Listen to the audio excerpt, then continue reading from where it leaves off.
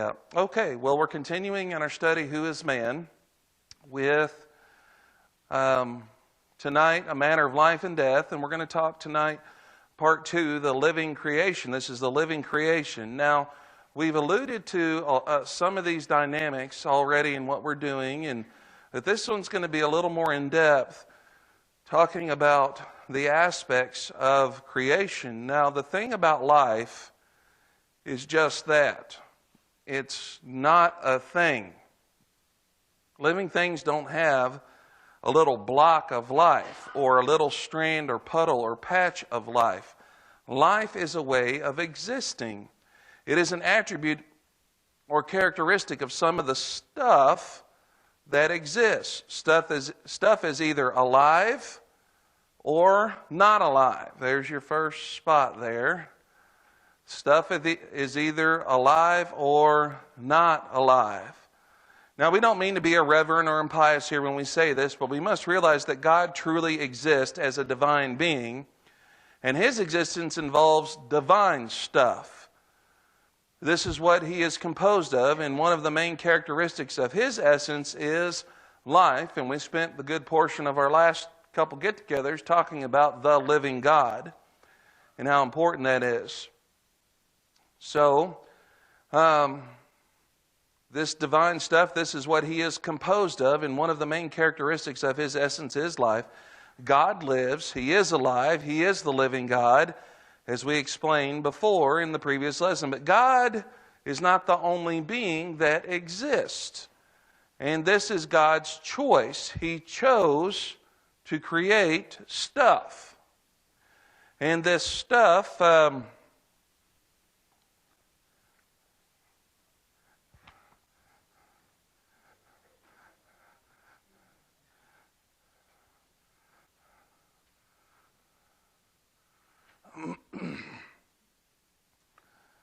So he's saying that God is not the only being that exists, and this is God's choice. He chose to create stuff. Other stuff that exists in addition to Himself. However, this created stuff is in a totally different category. Now, we talked about this, that God is in His own category as far as living beings, but now we're seeing that the stuff is in its own category as well. So different, how? Like this, God is absolutely uncreated. He's eternally existing, being alive by His very nature, or as Jesus said, John 5:26 said this, having life in Himself. But He is the only uncreated being. Everything besides God that exists was brought into existence and began to exist. It was brought into existence not out of other stuff that was already there. Rather, it was created ex nihilo, out of nothing. But it is now real stuff. So this concept of ex nihilo, how important is it? Very important. Why is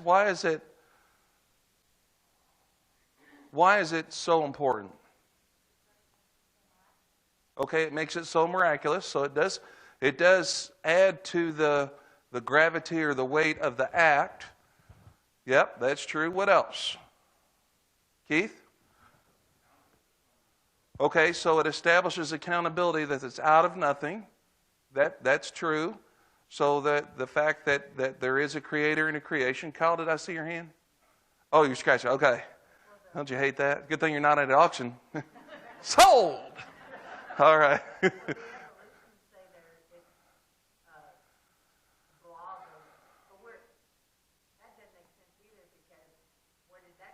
Okay. So. Okay. This idea out of nothing is so important because it establishes the fact that indeed everything has to have a beginning. There's no eternal thing other than God. Right? So if there's no eternal thing other than God, then that makes God the only necessary being. Remember we're talking about necessary and contingent? See, if the universe is eternal, then do evolutionists have a foothold? Yes, because then the universe has always existed, then there's existing stuff, then maybe we came from that existing stuff. But it's not eternal. And so the fact, what I don't think scientists realized when they started talking about the Big Bang and all this sort of stuff, they realized that through their studies and their observations that they actually disproved themselves in their worldview. Because if everything came into existence, then we always have to ask the question, how? Because if somebody wants to say, well, at one point in time, everything that existed in the universe was in this tiny, tiny, tiny, tiny, tiny, tiny speck, and everything was compressed, and then from that, does this sound familiar? From that, then everything exploded and it came into existence. Well, they still, if that's their theory, then they still have not answered one question. Where'd the speck come from?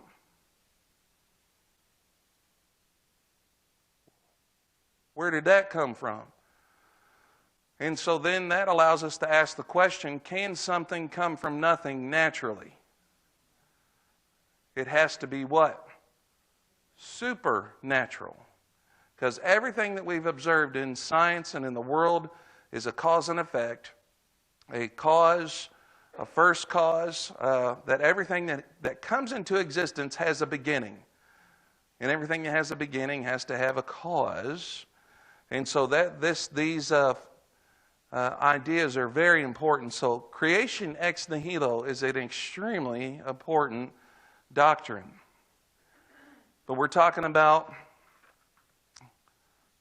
the fact now that we have real stuff that exists out of nothing, created through the power of God. Now here's the deal.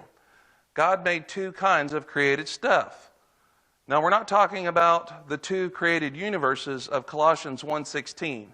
Remember we talked about that? There's two, we call them universes created in 1:16. What are those two? One is visible and one is invisible. Yes. Rather, there are two kinds of created stuff, whether in the visible or invisible universe. Those two kinds are living stuff and non-living stuff. We've talked about this a little bit. That's right. Some of the stuff God created has the attribute or characteristic of life by created nature. Living stuff. It is alive. It has life in it. Now, we've talked about this and we've tried to appreciate it, but if we really begin to think about how wonderful this is and how full of wonder we should be when we consider this work of God, to create anything out of nothing is in itself something only God can do. And that is unbelievably marvelous. But to create living stuff out of nothing is one of the greatest accomplishments of the omnipotent power of the living God. Now let's sum up what we've said so far. The living God has created two whole universes, and those created universes are filled with living beings. In these universes, we can identify and distinguish three kinds of created life. Three main kinds of created life, three categories of living beings, which we're now going to look at. So the first is angelic life. Now, God created two universes that we know of, according to Colossians 1:16. Here Paul is speaking about Jesus, and he says this, "For by him all things were created, both in the heavens..." And, okay, first of all, by him. Who's the him? For by him, in Colossians, Jesus. All things were created, both in the heavens and in the earth, visible and invisible. Well, what is the visible universe? Well, that's us, right? We will get to that one shortly, but now we're focusing on the invisible universe, which is the world of angels. Angels can appear among us here in our world, but they have their own universe, their own natural environment, their own dimensions of reality. That's where they live naturally. Theirs is a created dimension just like ours. Angels have their own history, including a time when something happened that we read about in 2 Peter 2:4. That history would be a time when some of these angels fell into sin. As a result of this fall, there are two kinds of angelic beings. What are those two kinds? Angels and demons. Now, Satan is one of the fallen angels, now called demons. He was probably an archangel or a chief angel before the fall, and he now is the chief demon. Have you ever thought of him in those terms? The chief demon, who exercises authority over all the other evil spirits. Now, all angels, fallen and unfallen, are living beings made out of living stuff. Now, is this hard to wrap our minds around? It is for me. I mean, when we think about this, it's something, but it's not anything that we could measure scientifically. The stuff. Now, we sum it up, this stuff, in a word, that it's spiritual. Angels are spirits, personal beings. Now, are angels made in God's image? Think before you answer. What did we say? What?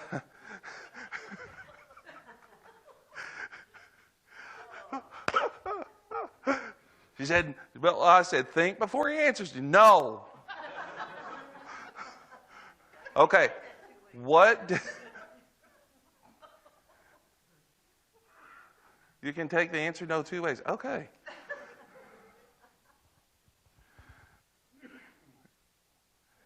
No or really no? Okay.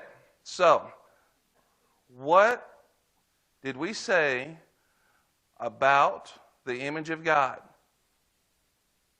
that we bear? Okay, yes. Now, how does that image manifest? What specific ways did we say? There's one primary one.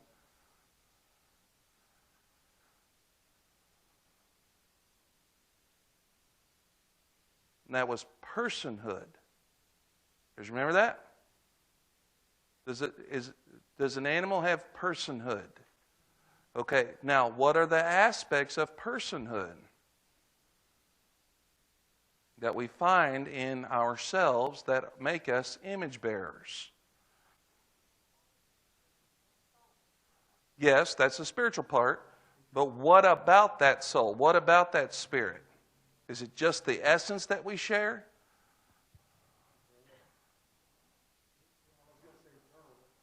No,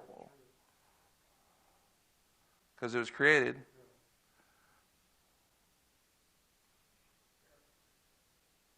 Yeah, what are these characteristics?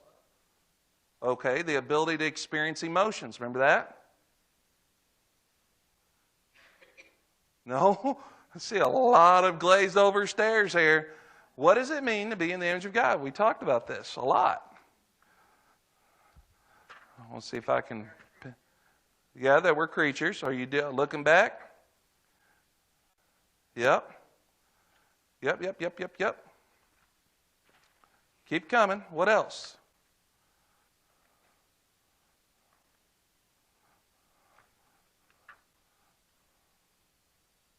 What about free will? Is free will an aspect of being an image bearer? Might be the aspect. Okay, remember we talked about this? We have logical and analytical abilities. We have free will. We have the ability to experience emotions. All these different things that are bound up in this idea of personhood. Right? We have an identity and an existence. So the question is then, are angels image bearers?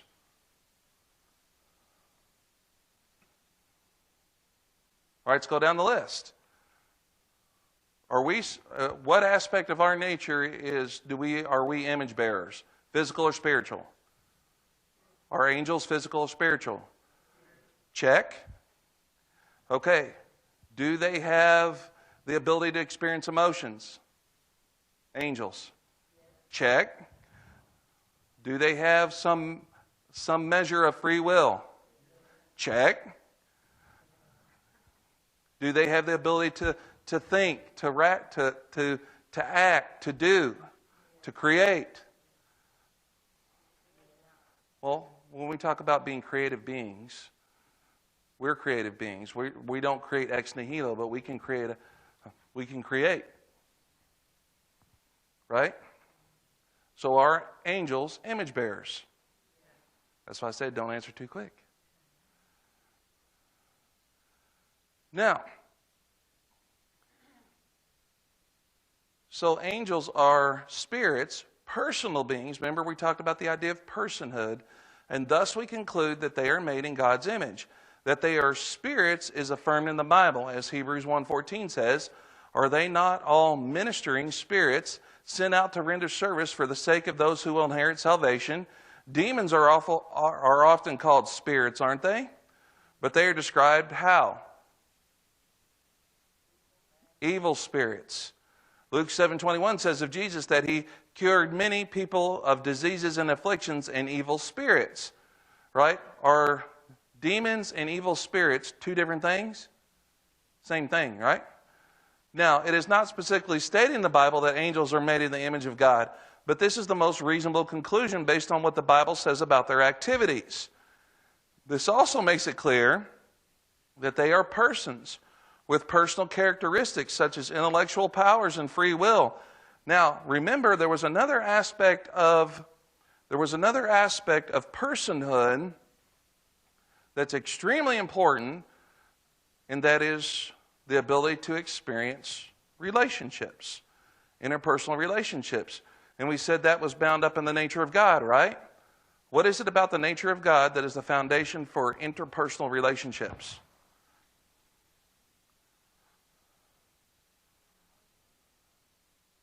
No? What about his nature is the foundation for fellowship?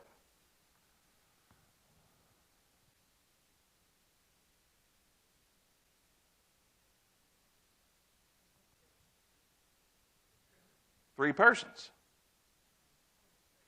Remember, we're talking about persons. The three persons of the Trinity is the foundation for relationships. Remember we talked about, is it possible for God to be lonely? No. Why? Because he's existed eternally with the ability to have relationship. And so that foundation, that part of God's nature, he shares with us, and the fact that we can have interpersonal relationships, and that is part of personhood. That is part of being image bearers. And so we understand that angels also have the ability for interpersonal relationships. Now, this is a part that I am trying to wrap my mind around, and I want you to work with me on this. All right? So we're journeying into this together. Do angels have bodies? They can appear as such. This is a tricky question.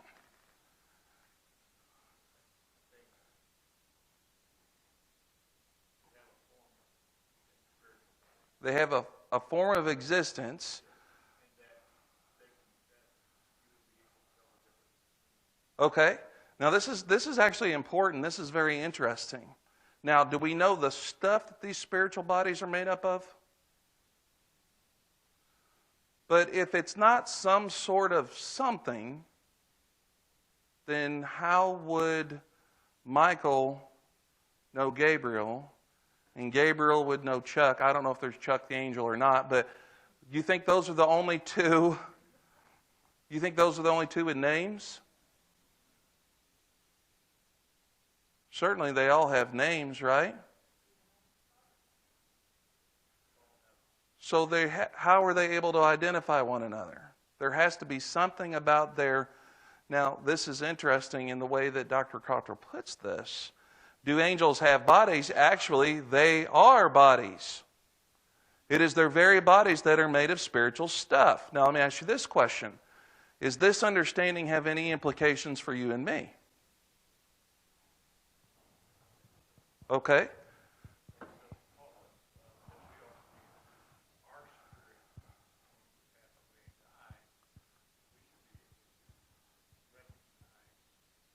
So now see, this is where we're getting into a little bit of personal eschatology. What happens when we die, when we talk about ourselves? So when we say that when a person passes, that their spirit, if they have obeyed the gospel and trusted Jesus as their Savior, resides where? Paradise, right? And it's residing in paradise. Do we lose our identity? Are you still who you are? Will others be able to recognize who you are in that state?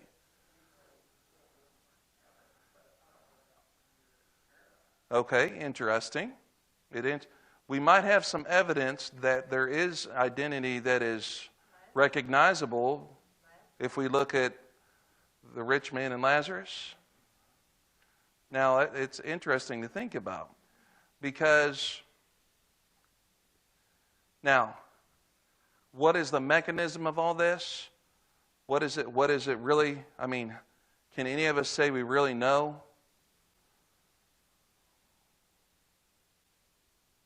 But I do think that we retain an aspect of our existence and that it is recognizable. Your personhood is still intact. It's not just in some sort of weird holding state where it's like paused. There are some thoughts on how that works. There are some denominations out there. In fact, the denomination that I grew up in, they had this concept that when you die, your soul sleeps. That you go into kind of like and the next thing your soul recognizes is the end times judgment and all that.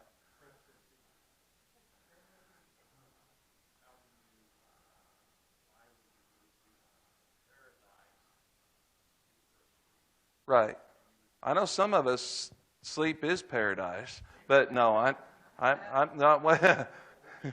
Yeah, he's probably asleep out front. Yeah. Wake up, Danny. Okay, Mount of Transfiguration. Oh yeah, good. What happened there? Moses and Elijah were there. What's interesting? Were they there bodily, like physical body? Yeah. Oh, great. What else? They were conversing.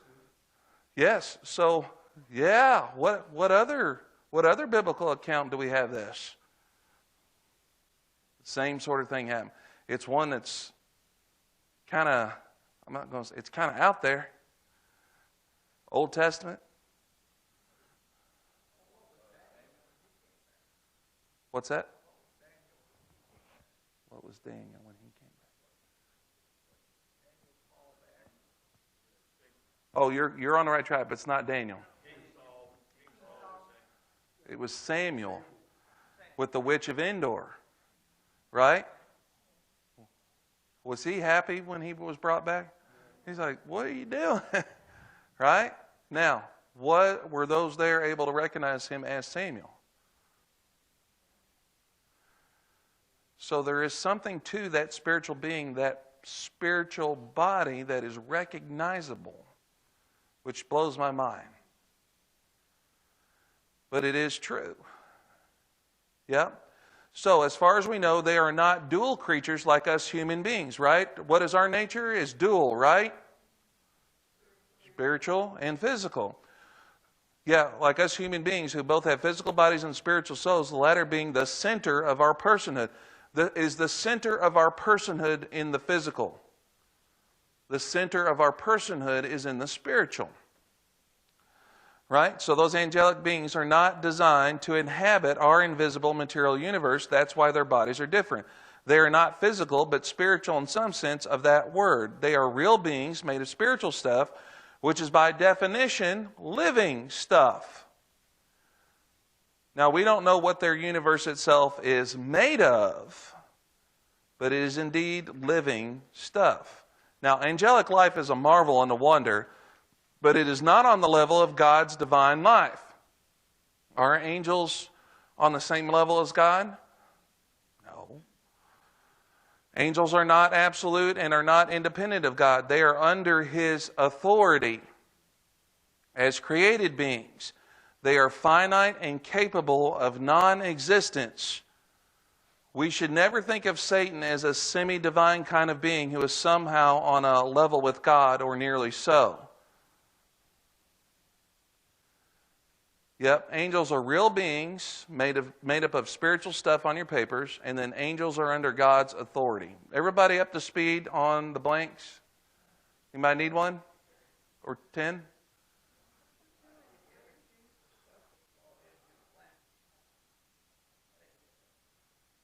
In the beginning, this stuff was brought into existence, not out of other stuff. Existence. So it's stuff, existence 3 is at the top. In the invisible universe, which is the world of angels, there are two kinds of angelic beings, angels and demons. All angels are living beings made out of living stuff. Angels are spirits. And angels are persons with personal characteristics, such as intellectual powers and free will and an interpersonal relationship with God. And angels are real beings made of spiritual stuff, which is by definition, living stuff. And angels are under God's authority. All right. Everybody good? No. 3? In the top? Yeah, we can identify 3 main kinds. Yeah. Oh, we had, you know what we had there? We had a little bit of Laurel and Hardy going on. Because it was the third blank. And she was saying 3, yeah. No, the word 3 goes in the third blank. That's what, I'm like, huh? I don't know. Third base, yeah. Yeah.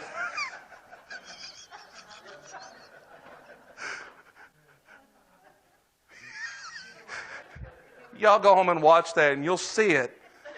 You'll see it first, like, hold on, he just told her 3. And she's like, Well, it goes 3. Oh, is everybody caught up?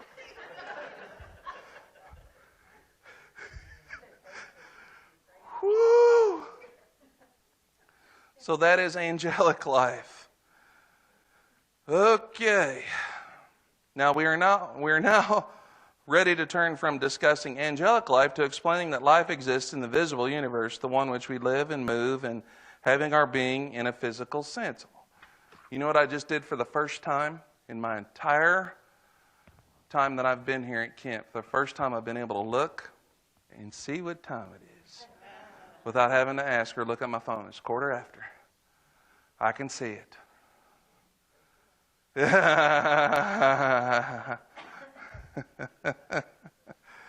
Okay, so our second one here is physical life. Physical life. Now, I want to go ahead and point out to you point 3 so that we can start thinking of this in these terms. Point 3 at the bottom, the third Roman numeral 3, is human life. So we're talking about physical life and then human life. So we're going to be talking about all life that is not human in this second part, physical life. And I think this is good to do because it causes us to pause and to look at the aspects of our creation. And you'll see what I mean when we get into this. Now, here we are reflecting on the second kind of life God created, namely the physical life that exists on this earth. Our focus is on the first two kinds of existing realities that form the scope of possible answers of the old 20 questions game. The animal and vegetable options. The mineral stuff in our universe is amazing, but that is not what we are interested here. Animals and plants are the main categories of living matter on our planet, and that is what we are focusing on in this section of this lesson. So, animals and plants. Now, our visible universe has many aspects that are mind-blowing, beginning with its size. Now, I don't know about you, but have you ever tried to comprehend how our universe can have a size? That it has a border. Now, I didn't say a wall, I just said a border. That there's an end to it.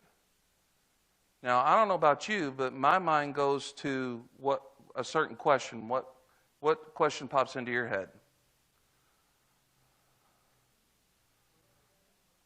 I want to know what's on the other side of the end of the universe. What's it expanding into? Right? Our scientists say the universe is still expanding, right?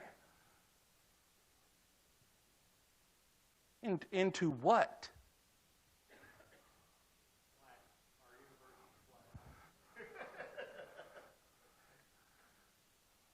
No, I cannot grasp that.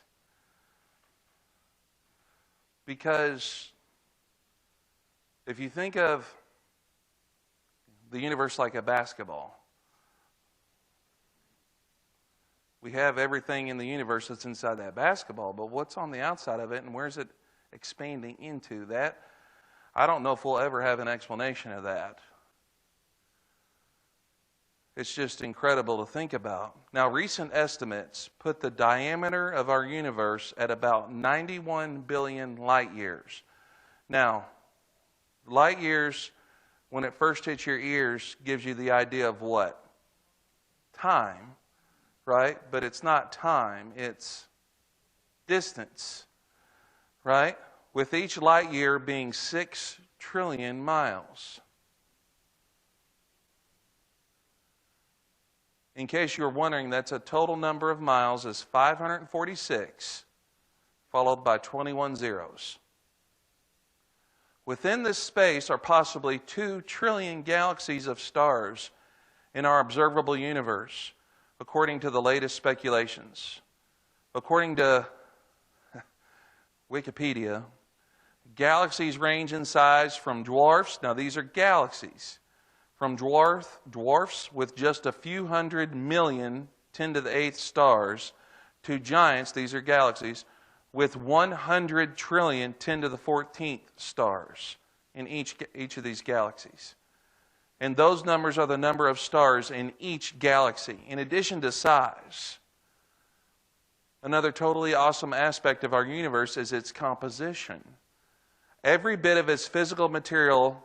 Now, okay, all right, I'm taking you back to your general science class or chemistry. Every single thing in the universe is made up at its most fundamental level. What do we call it? Atoms, right? Of atoms. A-T-O-M-S, atoms, which are made up of smaller particles. These atoms combine into molecules to form at least 118 kinds of stuff, elements, which are all different. And these combine into a nearly infinite variety of created things. In the words of a recent song, "What a mighty God we serve. Who can create such a universe?" But despite the universe's size and its great variety of stuff, the only life in it that we know of exists on this little speck we call Earth. And the very existence of this life is the most mind-blowing thing of all. Well, what can we say about it? Well, we're going to talk about the abundance of earthly life. So animals and plants, point A, are the main categories. Every bit of the universe's physical material is made up of atoms.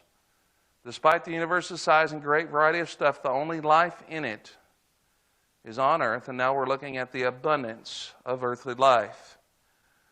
The first thing we can notice is how abundant our earthly life is. On our planet, living things are literally everywhere. Here are some. Let me ask you a question. Can you go somewhere on this earth where there are not living things?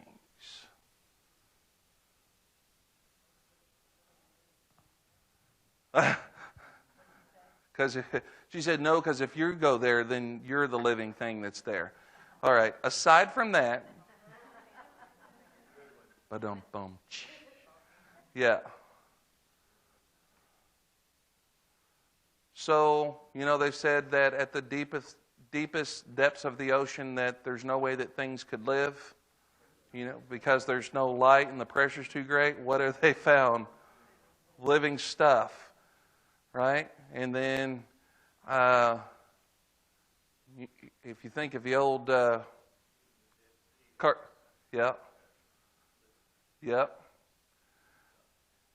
On a microscopic level. Mm-hmm. What about like a desert? I mean, where it's just still things that thrive there, right? So living things are everywhere.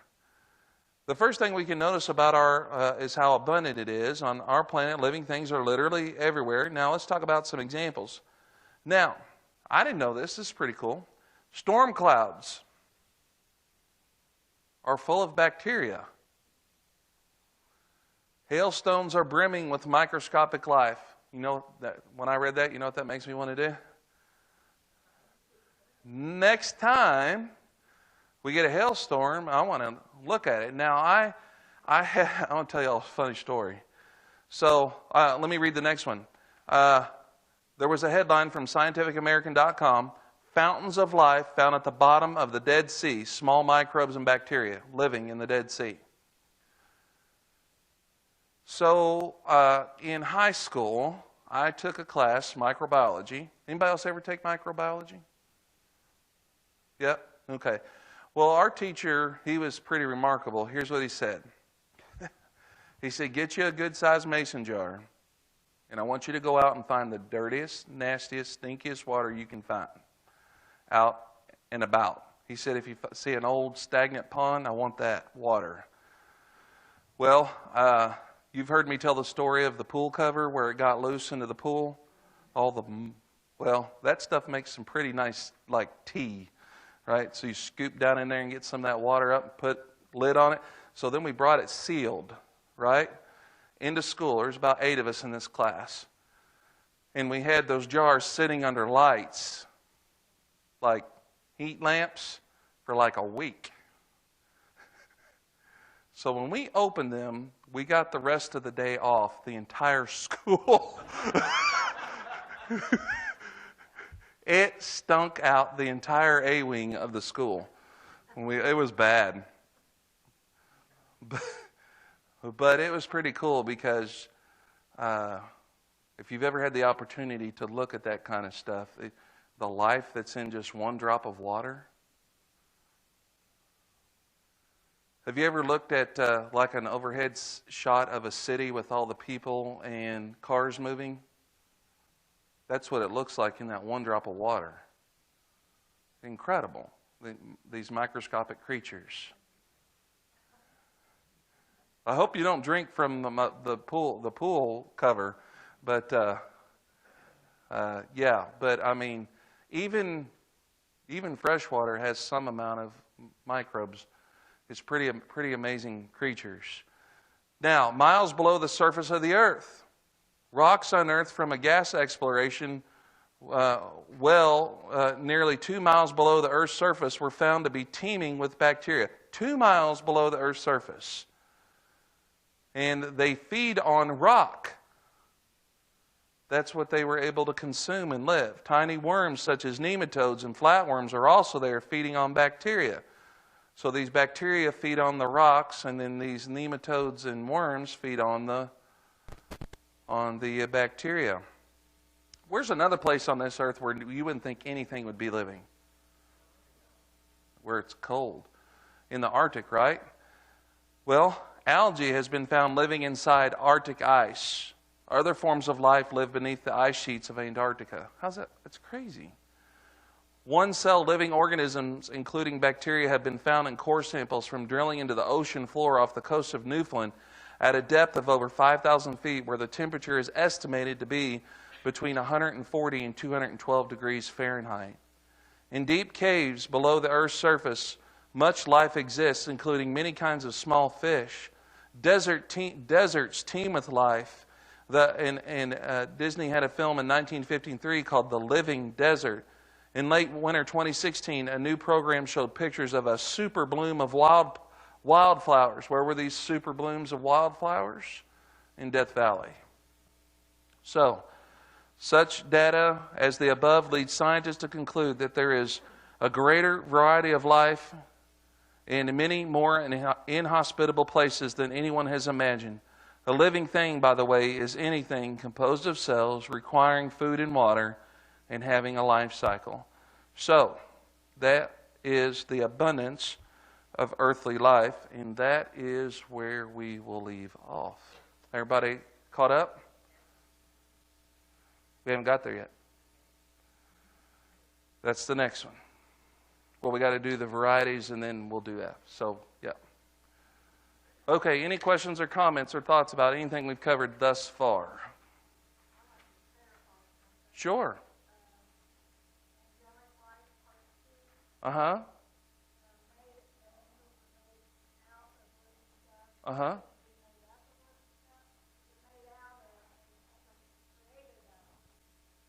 Like existing material is kind of what you're saying? Yeah, I see that you could make that distinction there. I don't have a problem with that, you changing that word to that. Yeah, from or made out of or just of. Yeah, out of does give the implication maybe there was a pool of living stuff and he pulled them out and plopped them down. Did Jesus create the angels? Well, if we go back to Colossians, in the beginning it says all things were created through him, for him, and by him. So absolutely. All three persons of the Godhead were involved in, I believe, every aspect of creation.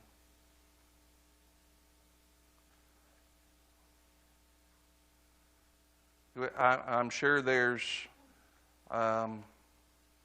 heresies out there that say, no, there are heresies out there that say Jesus himself is a created being.